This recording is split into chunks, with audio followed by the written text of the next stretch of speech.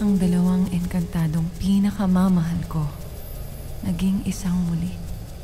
At mula sa kanila ay umusbong muli ang pag-asa. Isa siyang diwaning taglay ang yumi at puso ng kanyang ina.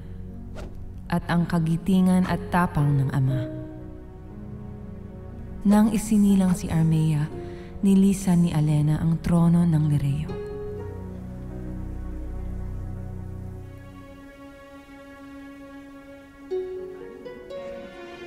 Upang italaga ang sarili bilang ina at asawa. Ang korona ng Lireo ay ipinasa sa paslit na isinilang mula sa aking abo, sa dugo at buhok ni Cassiopeia at Lyra. Sa kanyang pamumuno, lalong umunlad ang Lireo. Nagkaroon rin ng mahabang panahon ng katahimikan sa buong Encantadia.